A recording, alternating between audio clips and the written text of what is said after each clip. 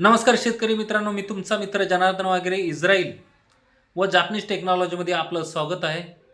यावर्षी सर्व आंबा बागायतदारांना आंब्याच्या बागेत खूप सुंदर मोहर दिसला. त्याचं कारण योग्य वातावरण आणि त्याच्यानंतर आलेला बहार हा खूपच सुंदर होता.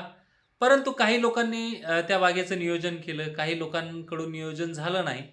त्यामध्ये बुरशीजन्य आजार, कीटकजन्य आजार यामुळे न नियंत्रण झाल्यामुळे बऱ्याच ठिकाणी मोहर जळाला, बाकी ठिकाणी भुरी, बाकी ठिकाणी करपा अशा रोगाचं नियंत्रण वेळीच न केल्यामुळे खूप बागांचं नुकसान झालं.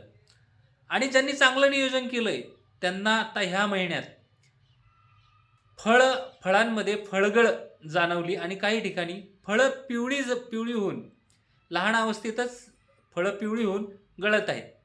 तर अनेक शेतकऱ्यांचे फोन आले की सर असा असा प्रॉब्लेम सुरू आहे.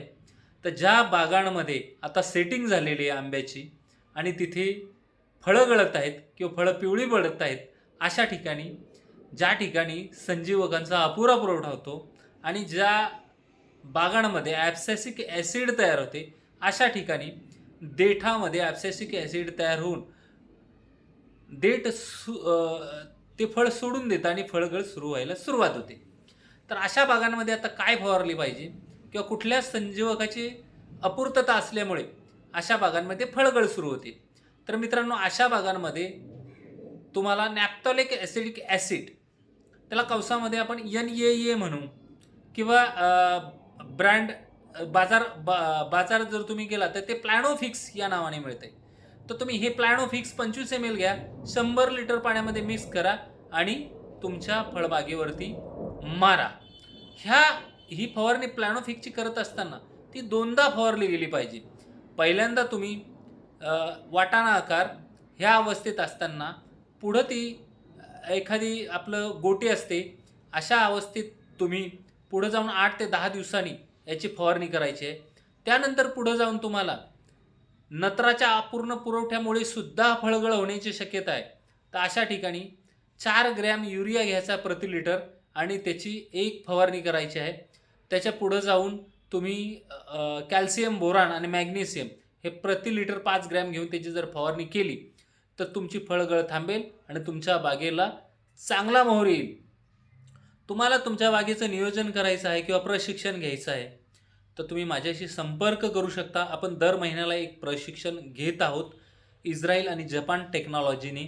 जापनीज टेक्नॉलॉजी आपण दिंडोरी, मुक्काम पोस्ट विळवंडी येथे केलेली आहे आणि इस्राईल तंत्रज्ञान तुम्हाला सर्वांना ठाऊकच आहे. मुक्काम पोस्ट चिंचवड, तालुका त्र्यंबकेश्वर, जिल्हा नाशिक.